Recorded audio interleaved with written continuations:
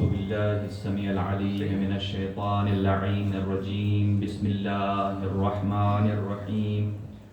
الحمد لله رب العالمين والصلاة والسلام والتحية والإكرام على سيدنا ونبينا وشفيع ذنوبنا وطبيب نفوسنا رحمة للعالمين أبي القاسم مصطفى محمد. اللهم صل على محمد وعلى وصيه ووزيره ووارث علمه علم الأولين والآخرين يعصوب الدين أمير المؤمنين زوج فاطمة الزهراء والد الحسن والحسين سيد الأوصياء علي بن أبي طالب عليه السلام.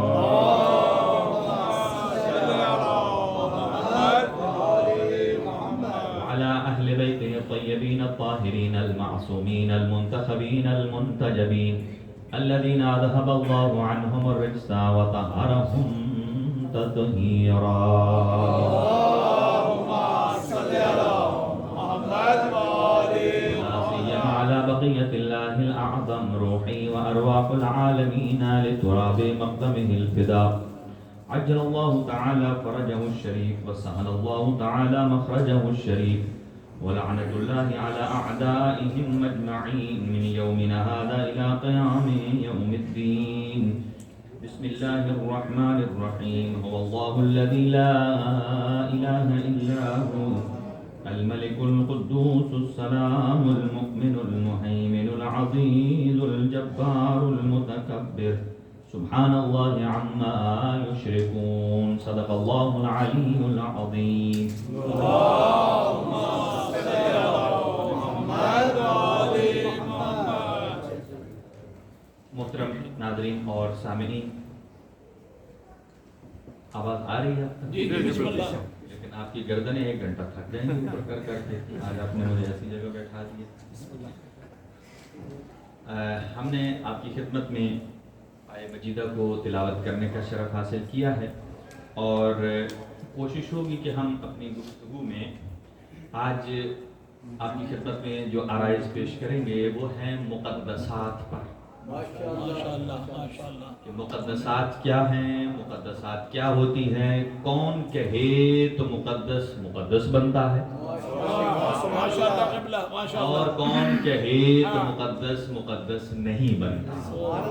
یہ بات یاد رکھیے کہ اللہ رب العزت نے اس کائنات کے جس خوبصورت نظام کو بنایا ہے اللہ خود بھی مقدس ہے، یہ نظام اسلام بھی مقدس ہے اور جن ہستیوں کے ہاتھ میں دیا ہے وہ ہستیاں بھی مقدس ہیں. اس لیے کہ اللہ تعالیٰ کی ذات آپ اپنی گاڑی کی چابی کسی غیر اعتماد والے بندے کو دیتے ہیں جسے ڈرائیونگ کا لائسنس نہ آتا، جسے لائسنس ہی نہیں ہے آپ اسے گاڑی دیں گے؟ جب نہیں دیتے اس کا مطلب ہے کہ پھر اللہ سے آپ افضل ہیں کہ آپ اور ہم ایسے بندے کو جسے گاڑی چلانی نہیں آتی اسے ہم گاڑی کی چابی نہیں دیتے. تو ذرا سوچئے کہ جس آدمی کو نظام اسلام چلانے کا لائسنس نہیں ہے جس کے پاس، کیا اللہ اسے یہ حکمت دے گا کہ جاؤ تم اسلام کو چلاؤ؟ قطعاً نہیں ہے. لہذا ذات پروردگار بھی مقدس، قرآن مجید بھی مقدس اور قرآن مجید کے ساتھ جو ہستیاں ہیں جو قرآن کو سمجھنے والی ہیں وہ بھی مقدس ہیں اور یہ سارے کا سارا نظام ہی مقدس نظام ہے. لہذا قرآن مجید مقدس، انبیاء کرام علیہ السلام کی ذوات مقدس، رسول اسلام صلی اللہ علیہ وسلم اور تمام رسل مقدسات میں سے ہیں. اور مقدس کہتے کسے ہیں؟ مقدس اس جگہ کو کہا جاتا ہے کہ جو پاک اور پاکیزہ ہو، اسے پاک اور پاکیزہ ہو اسے مقدس کہا جاتا ہے. اور ایک مقام پر اللہ تعالیٰ کی ذات حضرت موسیٰ علیہ السلام کو جب رسالت دے رہا ہے، جب نبوت دے رہا ہے، حضرت شعیب علیہ السلام کے ہاں سے جب پلٹ کر جاتے ہیں تو راستے میں ایک نور کی روشنی وہ چمکتی ہے. حضرت موسیٰ گھبرا جاتے ہیں، آواز قدرت آتی ہے کہ آپ ڈریے نہیں، اننی انا اللہ، میں آپ کا رب ہوں، آپ کو ڈرنے کی ضرورت نہیں ہے. آپ کو جو عطا ہو رہا ہے یہ مقام نبوت ہے جو کہ انتہائی مقدس ہے اور پاکیزہ ہے. اور پھر کہا کہ فخلع نعلیک انک بالوادی المقدس طویٰ، کہ یہاں تک آنے سے پہلے آپ اپنے جوتوں کو اتار دیجئے، اس لیے کہ اب آپ جس وادی میں داخل ہو گئے ہیں وہ وادی مقدس وادی ہے. یہاں آپ اپنے جوتوں کو اتار دیجئے، اس لیے کہ جس وادی میں آپ داخل ہو گئے ہیں یہاں نبوت ملنی ہے، یہاں علم خدا ملنا ہے، یہاں طہارت ملنی ہے، یہاں عصمت ملنی ہے، یہاں علم لدنی ملنا ہے. لہذا جس مقام پر آ رہے ہیں یہ وادی مقدس ہے. لہذا حضرت موسیٰ علیہ السلام نے جس مقام پر داخل ہونا ہے جہاں نبوت ملنی ہے اللہ اسے وادی مقدس کہہ رہا ہے. اب تھوڑی دیر سمجھیے گا، یہاں کئی افراد ایسے ہیں کہ جو حضور سرور کائنات صلی اللہ علیہ وآلہ وسلم کے لیے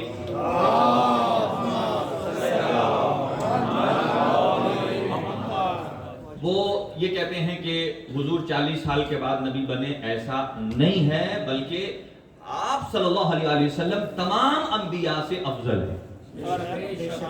اور حضرت موسیٰ کے لیے جب اللہ نبوت دے رہا تھا یہ کیوں استعمال فرمایا لفظ اللہ تعالیٰ نے، یہ کہنا پڑا اننی انا اللہ. توجہ رکھیے گا. ایک ایگزامپل ہے، آپ جس آدمی کو جانتے ہیں پہلے سے، اگر وہ گلی میں مل جائے تو آپ اسے اپنا انٹروڈکشن نہیں کراتے، وہ آپ کو جانتے، آپ اسے جانتے. ڈائریکٹ بات آ جاتی ہے فیملی پر، فیملی کیسی ہے، بچے کیسے ہیں، ٹھیک ہیں. اس سے بات بڑھتی ہے تو ڈائریکٹ کاروبار پر آ جاتی ہے، کاروبار کیسا ہے، نوکری ہے، ٹھیک ہے، سفر ہے، زیارت ہے، کیا ہے. نام انٹروڈکشن پر آپ نہیں آتے. کیوں نہیں آتے؟ اس لیے کہ آپ پہلے سے جانتے ہیں. اب سمجھیے محمد مصطفیٰ صلی اللہ علیہ وآلہ وسلم اور حضرت موسیٰ میں کیا فرق ہے. حضرت موسیٰ علیہ السلام کو جب اللہ تعالیٰ کی ذات نبوت عطا کر رہی ہے تو حضرت موسیٰ علیہ السلام تھوڑے سے خائف ہوتے ہیں، ڈرتے ہیں، یہ آگے کیا چیز. اس روشنی کو پکڑنے جاتے ہیں، وہ اور زیادہ آگے ہو جاتی ہے، پکڑنے جاتے ہیں اور زیادہ آگے ہو جاتی ہے. اللہ تعالیٰ نے اپنا تعارف فرمایا اننی انا اللہ، میں اللہ ہوں، لہذا ڈریے نہیں. تو اللہ کو اپنا انٹروڈکشن کرانا پڑا حضرت موسیٰ کو. کیوں؟ لگتا ہے کہ اللہ کی اور حضرت موسیٰ کی پہلی ملاقات تھی، تبھی تو اللہ نے اپنا نام بتایا. لیکن جب حضور سرور کائنات کو نبوت عطا کی تو یہ نہیں کہا اننی انا اللہ، ڈائریکٹ کہا اقرأ باسم ربک الذی خلق. جس اللہ کو آپ جانتے ہیں اس رب کے نام سے پڑھیے.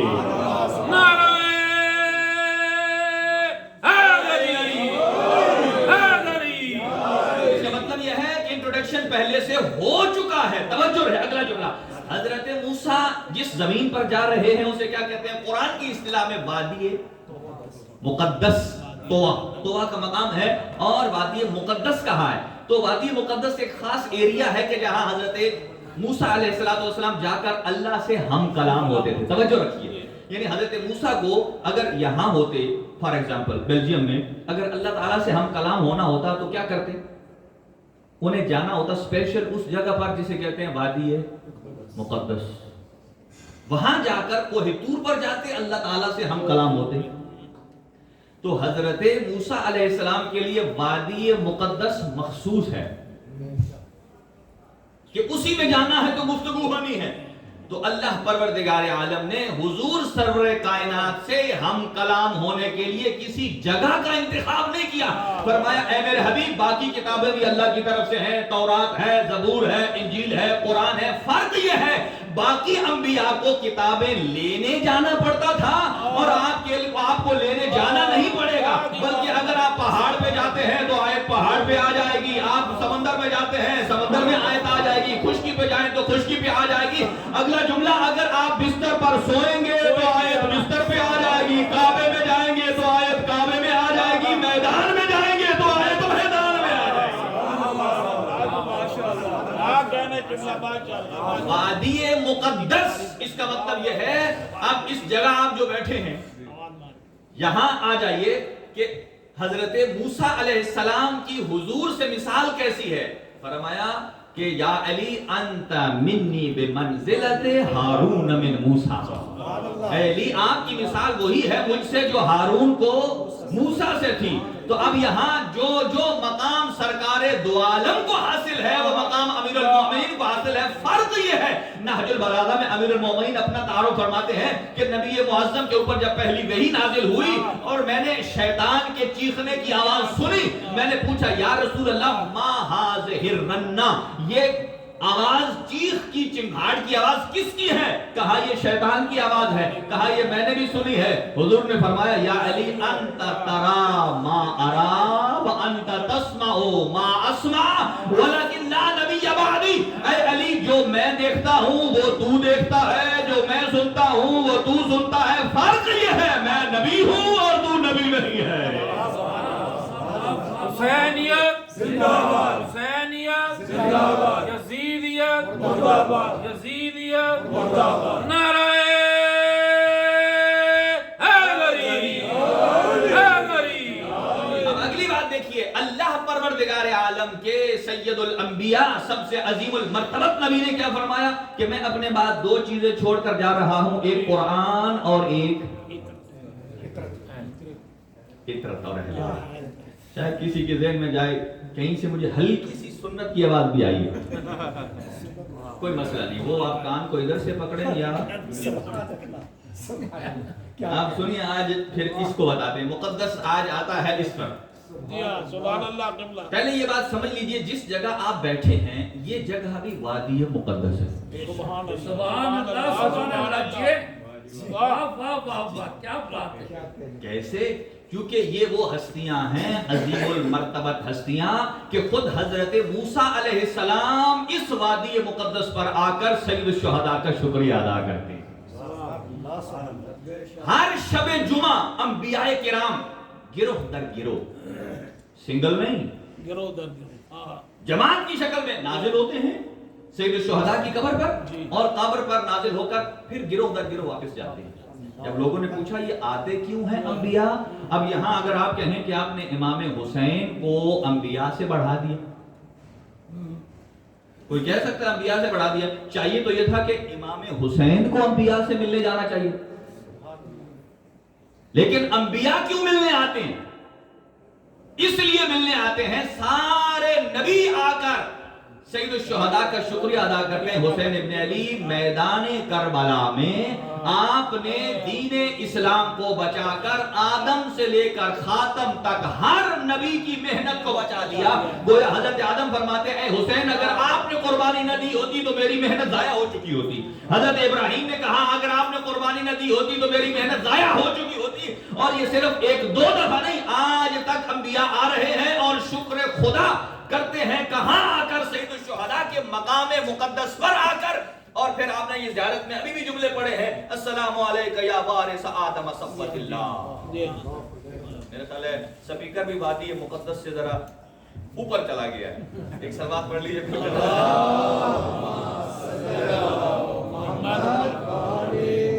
بس توجہ رکھیے میرے ساتھ. یہ حضور سرور کائنات صلی اللہ علیہ وآلہ وسلم نے اپنے ساتھ کس کو چھوڑا ہے؟ اطرت کو. قرآن بھی مقدس اور اطرت بھی مقدس. اس کی چھوٹی سی مثال لیتا ہوں آپ کو, سنیے. جو حکم قرآن مجید کا ہے وہی حکم اطرت کے ناموں کا ہے. سبحان اللہ, ان کی ذوات مقدسہ کا ہے. دیکھیں قرآن کے ٹیکسٹ کو آپ بغیر وضو کے ٹچ حرام ہے, اور اہل بیت کے اور انبیاء کے ناموں کو ٹچ نہیں کر سکتے بغیر وضو کے. دونوں کا حکم ایک ہے. اب یہاں سے سمجھ آئیے کہ قرآن بھی مقدس ہے, اہل بیت بھی مقدس ہے. تو جس کے نام کو آپ بغیر وضو کے ٹچ کر سکتے ہیں وہ مقدس نہیں ہے. کیا کہنے. اب انتہائی مؤدبانہ انداز میں نے عرض کیا آپ کو کہ جس کے نام کو آپ, اب دیکھیں آپ کہیں گے کہ امام حسین کا نام حسین, اب میرا نام ہے تصور حسین, اب میں اپنے نام کے ساتھ جو حسین لکھوں گا کیا اس کے اوپر میں چھوٹا سا این ڈال سکتا ہوں علیہ السلام؟ نام تو وہی ہے. فرق کیا ہے؟ فرق یہ ہے اگرچہ حاسین یا نون وہی ہے, فرق یہ ہے کہ جب میرے والدین نے میرا نام رکھا تو یہ امام حسین کا نام نہیں ہے بلکہ ان کے نام پر نام رکھا گیا، لہذا میرے نام کا وہ حکم نہیں ہے جو امام حسین علیہ السلام کے نام پر حکم۔ جیسے اس مسجد کا حکم اور خانہ کعبے کا حکم الگ ہے، یہ بھی اللہ کا گھر، وہ بھی اللہ کا گھر۔ اگر آپ کہیں نہیں دونوں کا مقام ایک ہے تو پھر جو حج وہاں کرتے ہیں آپ کو وہاں خرچہ کرنے کی ضرورت کیا؟ کسی اینٹورپن میں مسجد غری کا چکر لگا لیں تو آپ کا حج ہو جائے، آپ جائیں گے نہیں، یہ حکم وہ حکم نہیں ہے۔ تو یہاں سے یہ بات سمجھ میں آتی ہے کہ بعض ایسی چیزیں ہیں کہ جن کا حکم الگ ہے، جیسا کہ انبیاء کرام کے نام ہائے مقدس ہیں، اہل بیت اطہار کے نام مقدس ہیں، ان کا حکم وہی ہے جو مقدس ہے، اس کے تقدس کا احترام ہر مسلمان پر لازمی بھی ہے اور واجب بھی ہے۔ سبحان اللہ۔ اور آپ اندازہ لگائیے یہ صرف مقدس نہیں ہے، اِنَّكَ بِالْوَادِ الْمُقَدَّسِ طُوَىٰ، یہ وہ مقامات ہیں حضرت موسیٰ کو تو اس مقدس جگہ پر جانا پڑتا تھا، یہ وہ ہستیاں ہیں جہاں چلی جائیں خود جگہ مقدس ان کے پیچھے پیچھے آ جائیں۔ اگر یہ سرزمین مکہ پہ قدم رکھ دیں تو مکہ نہیں مکہ معظمہ بن جاتا ہے، اور اگر مدینہ میں چلے جائیں تو مدینہ نہیں مدینہ منورہ بن جاتا ہے، اور اگر یہ نجف میں چلے جائیں تو نجف نہیں نجف اشرف بن جاتا ہے، اور اگر یہ چلے جائیں مشہد میں تو مشہد نہیں مشہد مقدس بن جاتا ہے، قم میں چلے جائیں تو قم المقدسات بن جاتا ہے، قازمین میں چلے جائیں تو قازمین شریفین بن جاتا ہے، سامرہ میں چلے جائیں تو سامرہ مقدسہ بن جاتا ہے۔ اب اندازہ لگائیے زہرا کلال جس زمین پر قدم رکھ دے اب وہ کربلا نہیں، یہ کربلا معلّہ بن جاتا ہے،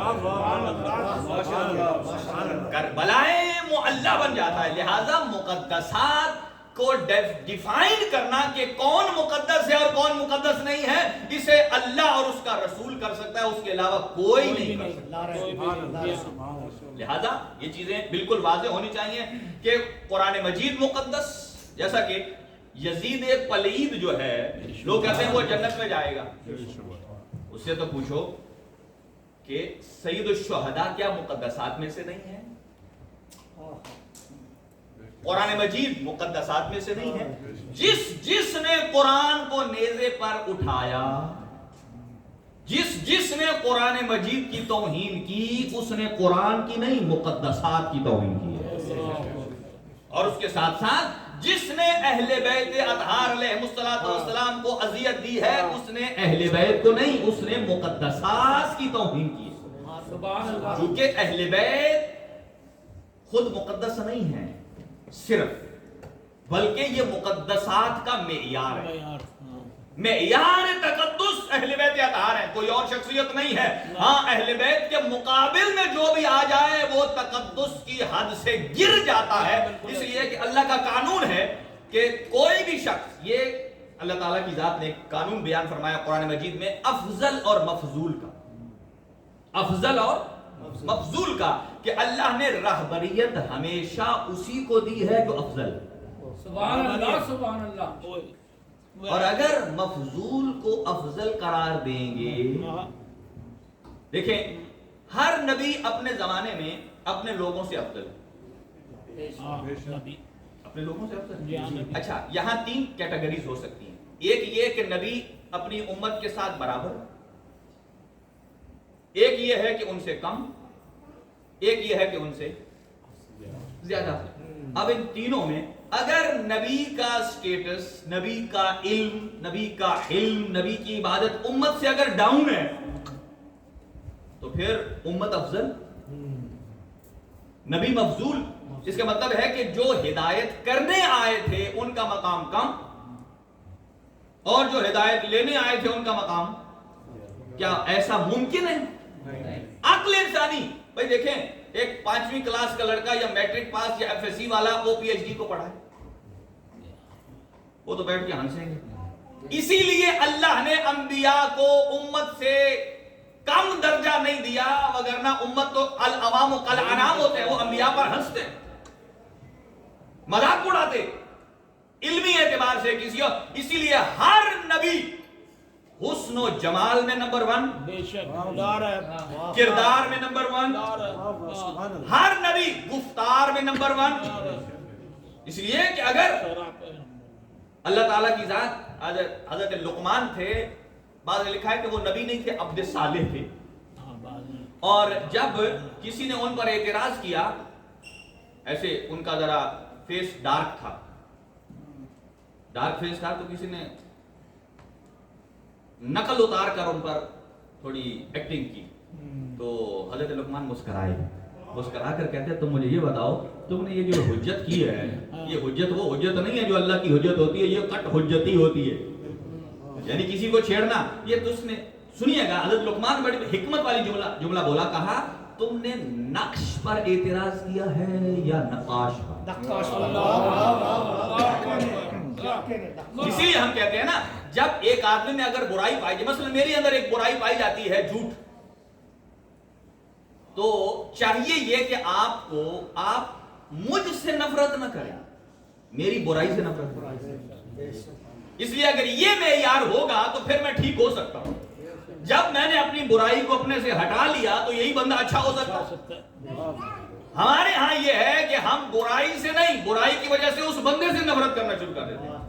بندہ الحاج بھی ہو جائے، 7 مرتبہ زواریاں کر کے بھی آ جائے، بندے کا مقام بلند ہو جائے، ہم سمجھتے ہیں یہ ویسا ہی ہے، کیوں؟ معیار غلط ہے، ہم نے برائی سے نفرت نہیں کی، بندے سے نفرت کر لی، اس لیے معصومی نے فرمایا۔ تو اللہ پروردگار عالم، تو حضرت لقمان نے کہا یہ جو تو نے مجھ پر اعتراض کیا ہے، دیکھو شکل بنانا تو میرے اختیار میں نہیں ہے، یہ تو جس نے بنائی، اگر تو کہہ رہے میری شکل، میرا رنگ، میرا کلر ایسا ہے، تو یہ تو نے مجھ پر نہیں، اس اللہ پر اعتراض کیا۔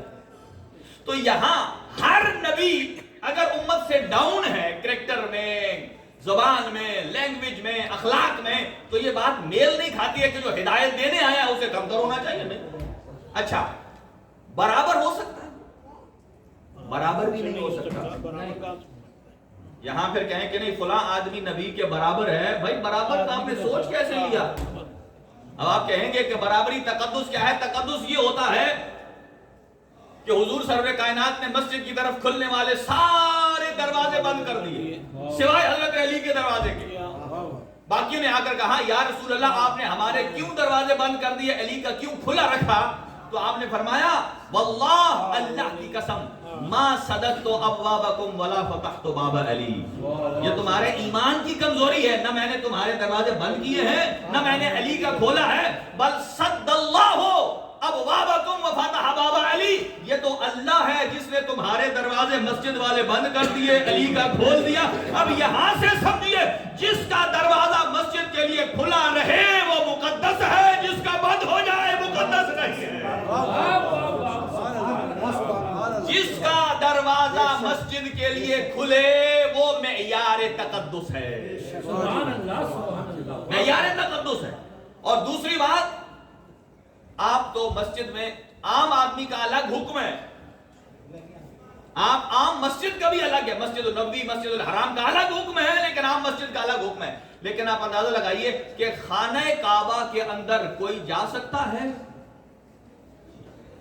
مقدس کی میں یاد دے رہا ہوں، شیعوں کے لیے جو سے بڑی کوئی مثال نہیں ہے کہ خانہ کعبہ میں کون متولد ہوا؟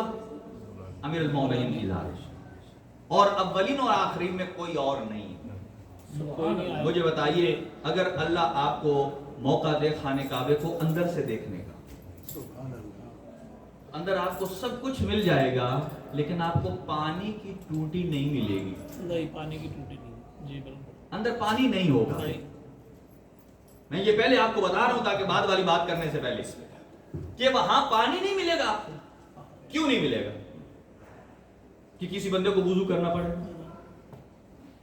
بھائی آپ کہیں گے خانہ کعبہ جگہ ہی ایسی ہے کہ وہاں تک پہنچنے سے پہلے مسجد الحرام کا احاطہ اتنا بڑا ہے، اس میں آپ بغیر وضو کے داخل نہیں ہوتے۔ تو کعبہ تو آگے سینٹرل پوائنٹ ہے، وہاں تو جو آدمی پیچھے سے وضو کر کے آ رہا ہے، اس کا مطلب یہ ہے اتنا احترام کر رہا ہے کہ خانہ کعبے کو لوگ ہاتھ لگاتے ہیں تو بغیر وضو کے نہیں، اندر ضرورت ہی نہیں ہے چونکہ لوگ آتے ہی پاکیزہ ہیں۔ پھر آپ کہیں میں اور علی برابر ہے، حضرت امیر المومنین بھی خانہ کعبہ میں آئے ہیں، آپ کہیں نہیں بھی میں بھی مقدس ہو گیا وضو کر کے، بھئی آپ وضو کر کے مقدس ہیں اور یہ آئے تطہیر والے مقدس ہیں۔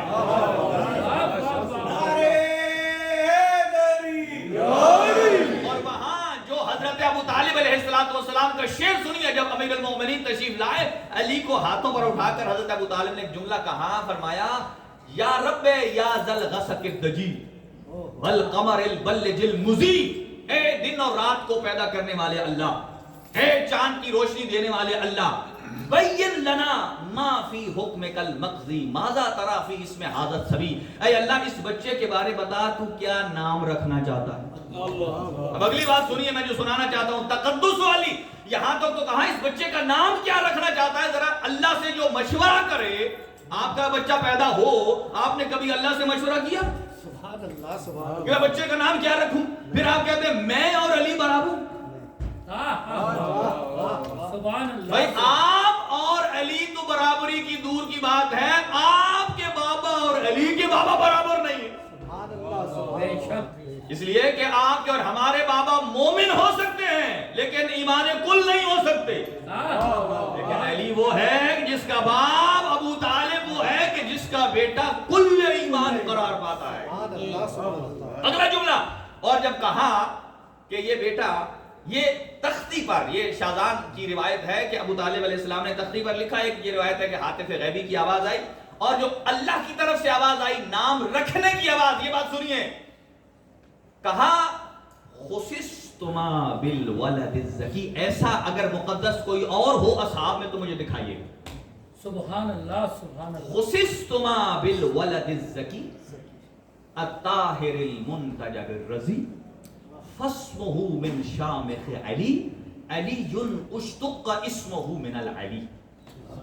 یہ آواز قدرت حاطف غیبی کی طرف سے آواز آئی ہے، کہا اے ابو طالب ہم نے آپ کو اور آپ کی زوجہ کو ایک ایسے بیٹے سے مخصوص کیا ہے، بالولد الزکی،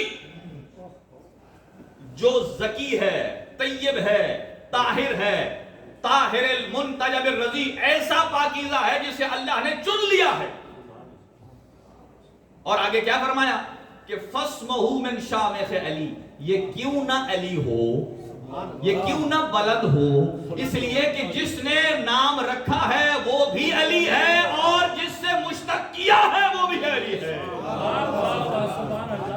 اب امیر المومنین کی والدہ بیت کہاں خانہ کعبہ میں تھی، مجھے بتائیے اگر آپ اپنی ولادت سے کمپیر کرتے ہیں تو مجھے بتائیے کہ جہاں آپ کا بچہ پیدا ہو جائے وہ تو جگہ نجس ہو جاتی ہے، اور جہاں مقدسات آ جائیں وہاں یطہرکم تطہیرا کی آیت آتی ہے۔ سبحان اللہ، سبحان اللہ، خانہ کعبے میں کوئی ٹوٹی نہیں ہے، 3 دن تک مادر حضرت علی وہاں رہی ہیں، اس سے بہتر کون سی دلیل ہے آپ کے پاس تقدس کی؟ سبحان اللہ سبحان اللہ، کسی کے پاس نہیں۔ لہذا مقدسات کی جب بات آتی ہے تو اللہ پروردگار عالم کے بعد انبیاء کرام علیہ السلام، اور ان میں جو سب سے اعلیٰ و ارفع شخصیت ہے وہ حضرت رسول خدا صلی اللہ علیہ وسلم کی ہے، اور اس کے بعد اہل بیت اطہار علیہ السلام کی شخصیات ہیں، اور یہی مقدس ہیں۔ دیکھیں اللہ مقدس، اللہ کے مقابل میں کسی اور کو اللہ بنائیں گے؟ پہلے تو کوئی بنے گا نہیں، اگر بنے تو وہ مقدس ہو سکتا ہے۔ اچھا نمرود کو کہہ سکتے ہیں مقدس؟ وہ تو خدا تھا۔ فرعون وہ تو خدا تھا، کیوں؟ یہ اللہ کے مقابل میں۔ دیکھیں فرق ہے طول میں اور عرض میں۔ مثلا دیکھیں یہ گلاس ہے، ان گلاسوں کو اگر آپ اس طرح چوڑائی میں رکھیں گے، ایک، دوسرا، تیسرا، چوتھا، پانچواں، یہ 14 گلاس رکھیں، نتیجہ یہ نکلے گا آپ کسی ایک کو اٹھائیں گے تو باقی گرے گا نہیں، توجہ ہے؟ جی جی، باقی اپنی جگہ پر رہے گا، لیکن اگر آپ اس طرح رکھیں ایک گلاس اس کے اوپر، پھر اوپر، پھر اوپر، پھر اوپر، کسی ایک کو گرائیں گے آپ سمجھیں۔ اب یہ ہے ولایتیں 2 طرح کی ہیں، ایک ولایت ہے چوڑائی میں اور ایک ولایت ہے لمبائی میں۔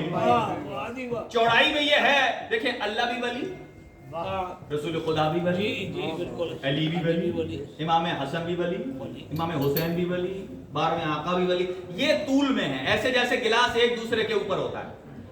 اللہ کے بعد نبی، نبی کے بعد علی، علی کے بعد حسن، یہ اوپر سے نیچے کسی ایک ولایت کو ہٹائیں گے، کسی ایک کا انکار کریں گے تو ساری گر جائے گی۔ اور اگر چوڑائی میں آپ رکھیں گے، ایک اٹھائیں گے تو دوسری گرے گی نہیں، جیسا کہ 4 بھائی ہیں،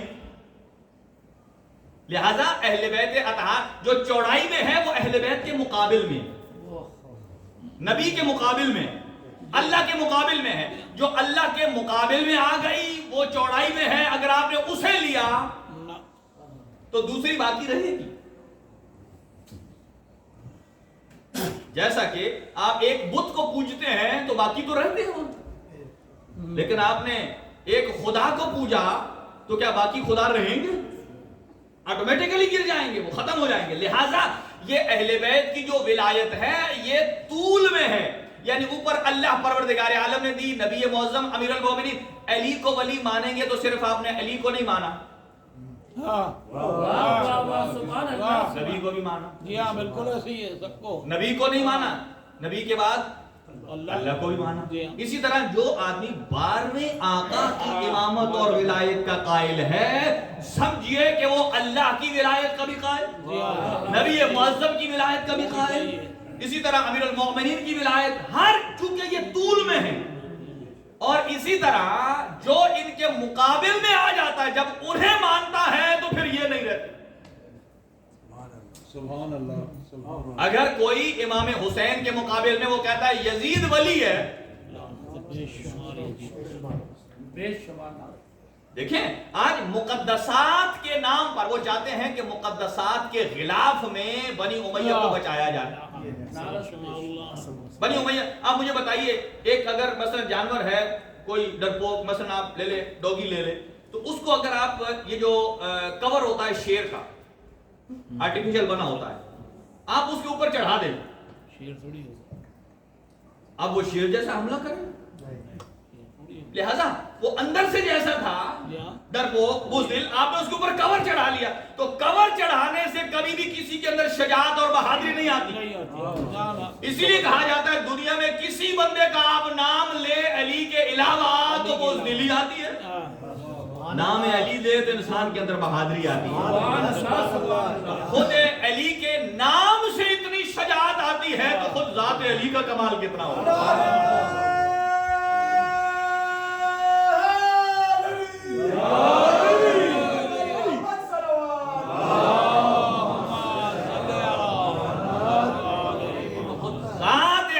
کمال کیا ہے؟ آج امام زین العابدین علیہ السلام کا ہم تذکرہ کرنے جا رہے تھے لیکن ٹائم بہت تیزی سے نکل گیا۔ خود امام زین العابدین علیہ السلام کی زبان مقدس سے نکلے ہوئے جملوں والی کتاب ہمارے نزدیک مقدس ہے، جسے کیا کہتے ہیں؟ صحیفہ سجادیہ۔ اب کئی لوگ کہتے ہیں ہم قرآن پڑھتے ہیں، قرآن بڑے آسانی سے ہمیں سمجھ آتا ہے کہ قرآن کیا کہہ رہا ہے، لیکن جب ہم صحیفہ سجادیہ پڑھتے ہیں تو سمجھ نہیں آتا، دماغ سے گزر جاتا ہے۔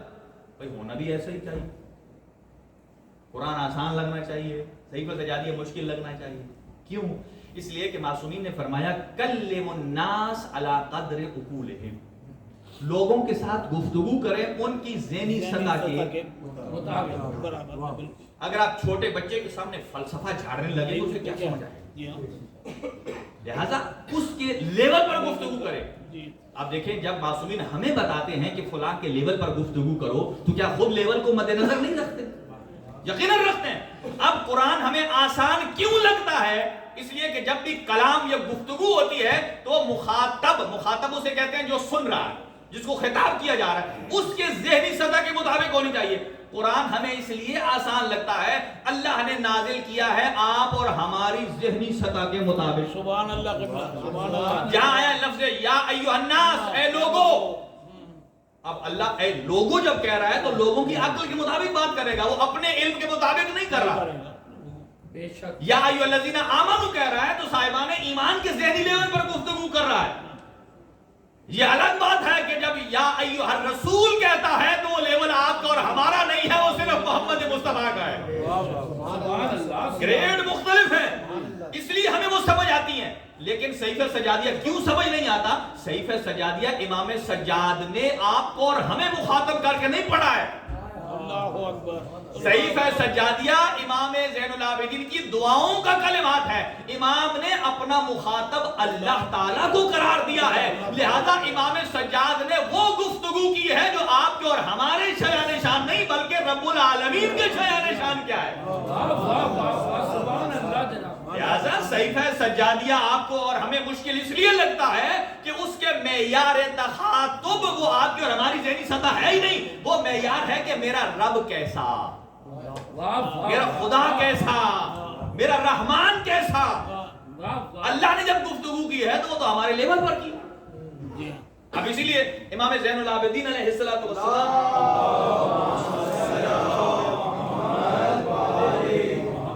امام زین العابدین علیہ السلام دیکھیں آپ میں اور ہم میں فرق ہے مصائب پڑھنے میں اور سننے میں، اور امام سجاد میں فرق ہے.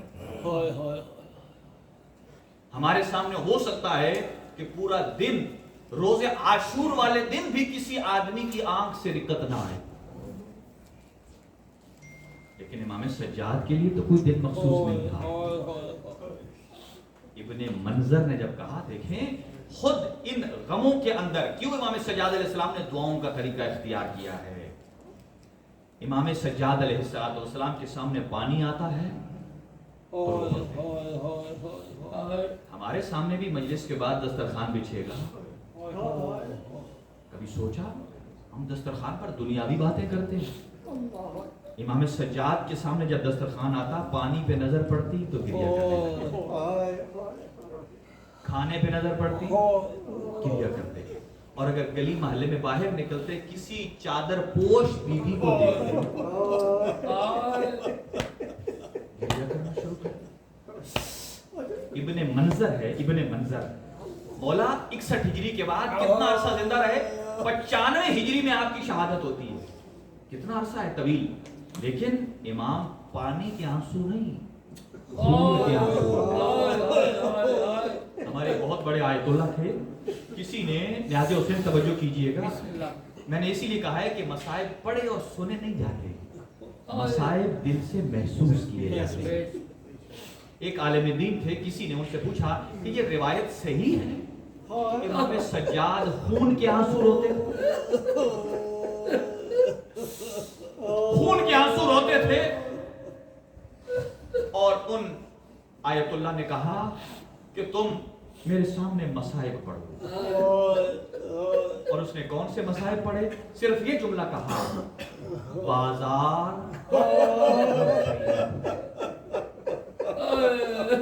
عالم دین بے ہوش ہو گئے، اور جب اٹھے اپنا رومال دکھایا، کہا یہ دیکھو میری آنکھ سے خون آ رہا ہے. وہ زاروں کے دار رونے لگا. اس نے کہا 1400 سال کے بعد سن کر ہماری آنکھوں سے لہو آئے، اور وہ امام جس کا نام ہی تھا غیرت اللہ، اللہ کی غیرت سجاد. اجرکم علی اللہ، اجرکم علی اللہ. غیرت اللہ کی غیرت سجاد. 5 ہستیاں ایسی گزری ہیں کہ جنہیں کہا جاتا ہے بقائین خمسہ، بہت گریہ کیا انہوں نے. حضرت آدم کو جب جنت سے نکالا جنت کے فراق میں بہت گریہ کیا. حضرت یعقوب حضرت یوسف کے فراق میں بہت گریہ کیا، یہاں تک کہ قرآن کہتا ہے وَبْيَضَّتْ عَيْنَاهُ، آنکھیں سفید ہو گئیں، آنسو خشک ہو گئے. اور اس کے بعد حضرت یوسف نے بہت گریہ کیا زندان میں، یہاں تک کہ زندانی تنگ آ چکے تھے. اور اس کے بعد جس بیوی نے ذکر گریہ کیا وہ ہے محمد مصطفیٰ کی اکلوتی بیٹی، کہ امیر المومنین نے مدینہ سے باہر ایک مقام مخصوص کر دیا تھا رونے کے لیے، اور وہاں کہاں تھا کہ آپ وہاں جا کے رویا کیجئے. لیکن ایک مرتبہ علی کی جب گئی ہے نبی کی بیٹی اور وقت سے پہلے واپس آ گئی، علی نے پوچھا اے دختر پیغمبر آج جلدی کیوں آ گئی؟ کہا جو درخت آپ نے مخصوص کیا تھا نا بیت الحزن میرے لیے، آج مسلمانوں نے وہ درخت بھی کاٹ دیا. اور ایک اور رونے والا ہے، وہ ہے بیمار کربلا. سارے روتے ہیں پانی کے آنسو، لیکن بیمار کربلا روتے ہیں خون کے آنسو. آپ کہیں گے کیسے؟ دیکھیے اگر سارے ائمہ میں سے فرق یہ ہے، ایک اگر اسے محسوس کر سکے کہ باقی ائمہ میں اور مولا علی میں اور امام سجاد میں ایک انوکھا فرق ہے کہ باقی ائمہ نے مصائب کو آنکھوں سے دیکھا نہیں ہے، لیکن سجاد وہ ہیں کہ جنہوں نے اپنی آنکھوں سے مشکلات کو دیکھا ہے، اپنی آنکھوں سے دیکھا کہ ایک مرتبہ کیا کیفیت ہے۔ اور یہ وہ جملہ ہے جو میں عرض کرنے جا رہا ہوں آپ کی خدمت میں کہ جو حضرت مختار نے خولی سے پوچھا تھا، خولی سے پوچھا اے ظالم بتا تو نے بھی کوئی جرم کیا ہے؟ اس نے کہا اے مختار جو میں نے کیا ہے تو سن نہیں سکے گا، تیرے دل میں اہل بیت کی محبت ہے۔ اس نے کہا ظالم مجھے بتا، کہتا ہے میں نے 3 ظلم کیے ہیں۔ کہا پہلا ظلم بتا، کہا کہ جب خیام کو آگ لگی اور لوٹنے کے لیے ہم داخل ہوئے اور جب ایک خیمہ جلا اور بیویاں دوسرے خیمے میں آئیں اور دوسرے سے تیسرے خیمے میں آئیں، اور کہا میں نے دیکھا کہ ایک وہ خیمہ ہے جو مرکزی ہے جس میں بیمار کربلا موجود تھے۔ کہا جیسے ہی میں اس میں داخل ہوا میں نے اس چٹائی کو زور سے کھینچا اور کھینچنے کا نتیجہ یہ سید سجاد منہ کے بل زمین پر گر پڑے۔ کہا جب سجاد گر پڑے تو کہا پھر کیا ہوا؟ کہا زینب کبریٰ نے مجھے کہا اے ظالم اگر تجھے چٹائی چاہیے تھی تو تو ہم سے مانگ لیتا، ماؤں کے سامنے بچوں کو ایسے اذیت نہیں دی۔ اجرکم علی اللہ۔ اور کہا بتائے ظالم دوسرا ظلم کیا ہے؟ اور ظالم کہتا ہے میں نے دیکھا ہے کہ 4 سال کی حسین کی بچی ہے، یہ وہ مصائب ہیں کہ جو سید سجاد نے مشاہدہ کیے ہیں۔ کہا میں نے جب ان کے کانوں میں بالیاں دیکھی نا، یاد حسین آپ کے ہاں جن کی چھوٹی بیٹیاں ہیں نا، اگر 4 سال کی آپ کی بیٹی ہو نا، آج گھر جا کر ایک مشق کرنا اور پھر دیکھنا کہ آپ کو کربلا والوں پر رونا آتا ہے یا نہیں آتا۔ آج گھر جائیے گا نا، ایک نرم و نازک کپڑا مفرل رومال لے کر نا اپنی بیٹی کے ہاتھ، نیاز حسین توجہ ایسے کیجئے گا، اپنی بیٹی کے ہاتھ اس طرح گردن کے پیچھے نرم و نازک کپڑے سے باندھیں اور باندھ کر بیٹی کو کہیں مجھے یہاں نماز پڑھ کے دکھا۔ جب وہ رکوع اور سجدے کے لیے جھکے ہاتھ تو پسے گردن بندے ہوں گے، جب وہ اٹھے اور بیٹھے نا اور اگر تیری آنکھوں سے آنسو آ جائے ایک مرتبہ شام کی طرف رخ کر کے کہہ دینا السلام علیک ایتھا السکینہ، اے حسین کے سینے کا تعویذ سکینہ۔ اور یہ ظالم کہتا ہے کہ جب میں نے بچی کے کانوں میں در دیکھے، علامہ حسین بخشجانا صاحب فرماتے ہیں کہ 3 قسم کے زیورات ہوتے ہیں، اور اگر ایک گلے کے اندر، ایک بازو میں اور ایک کانوں میں، وہ کہتے ہیں گلے کے زیورات کو اتارنا تو بڑا آسان ہے اور بازو کے زیورات کو اتارنا بھی بہت آسان ہے۔ کہا انہیں اتارنا مشکل ہوتا ہے کہ جن کے اندر ہک بنی ہوتی ہے، جن کے اندر کنڈا سا بنا ہوتا ہے۔ کہا بالیاں وہ تھی کہ جناب سکینہ کے کانوں میں بابا نے عید کے دن پہنائی تھی۔ کہتا ہے اس ظالم نے جب دروں میں ہاتھ رکھا اور اس نے اترنے کا انتظار نہیں کیا نیاز حسین، اور وہ ظالم کہتا ہے میں نے اس بچی کو دروں سمیت اس طرح کھینچا کہ بچی کے قدم زمین سے اٹھ گئے اور کانوں سے خون جاری ہو گیا۔ اور یہ ظالم کہتا ہے بتا اس کے بعد کیا کیا ہے؟ کہا میں نے اس انداز سے کھینچے ہیں کہ جب تک بچی زندہ رہی ہے نہ دائیں سو سکتی تھی نہ بائیں سو سکتی تھی۔ اجرکم علی اللہ، اجرکم علی اللہ۔ اللہ سوائے غم شبیر کے کوئی اور غم نہ دے۔ بس ایک حدیث اور روایت اور سن لیجئے۔ اور وہ کیا کہا ہے ظالم اور کیا کام کیا ہے؟ اور کہا اس کے بعد میں نے دیکھا کہ خیام میں کچھ بیویاں ہیں جن کے اوپر مقنع اور ردا موجود ہے، اور کہتا ہے کہ ساری بیویاں اس بڑی بیوی کے پیچھے آ گئی ہیں، اور میں نے دیکھا کہ وہ علی کی بیٹی زینب کبریٰ ہے۔ میں نے جب اپنا ہاتھ ڈالا علی کی ردا میں، علی کی بیٹی کی چادر میں، کہا علی کی بیٹی کو چادر اور پردہ اتنا پسند تھا، ایک کیفیت یہ آئی کہ چادر کا ایک حصہ میرے ہاتھ میں تھا اور دوسرا حصہ علی کی بیٹی کے ہاتھ میں تھا۔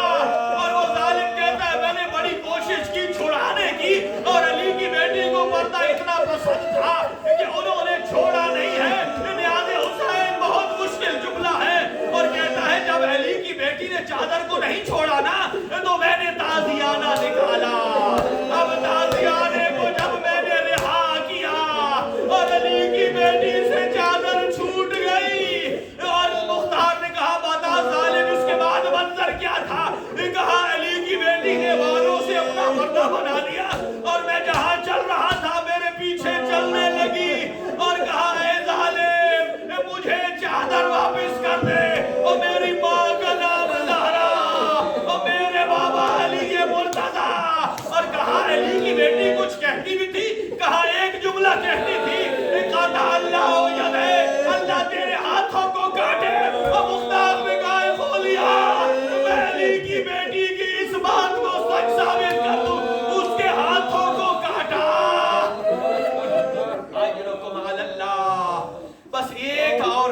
سن لیجئے کون زین العابدین. دیکھیں امام کتنا صابر ہوتا ہے, لیکن کربلا میں ایسے مراحل بھی گزرے ہیں کہ جہاں امام سجاد کے چہرے پر موت کی زردی چھا گئی.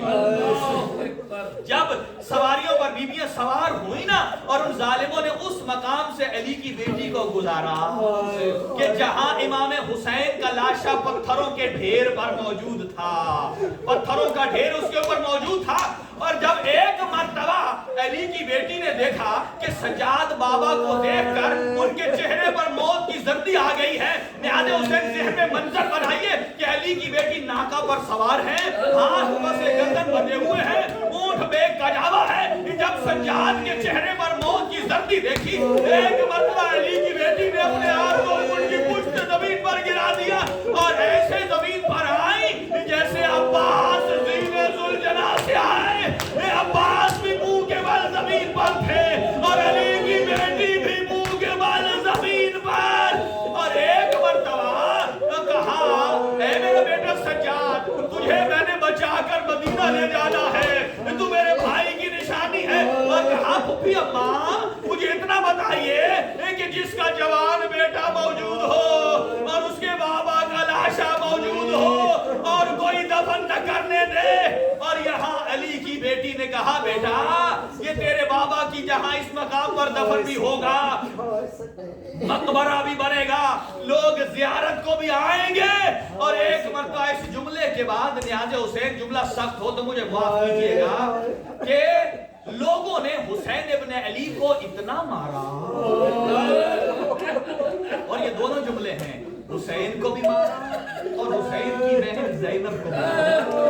فرق یہ ہے کہ حسین کو روز عاشور تک مارا, لیکن علی کی بیٹی کو کربلا سے کوفہ, کوفہ سے شام.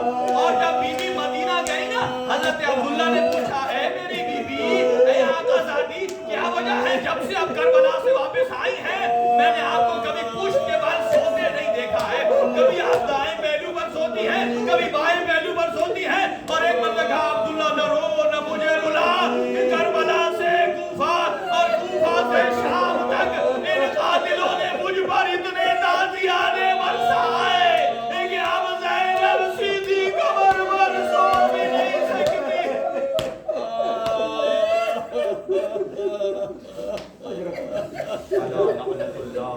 ماتم حسین, یا حسین, یا حسین, یا حسین, یا حسین, یا حسین, یا حسین, یا حسین, یا حسین, یا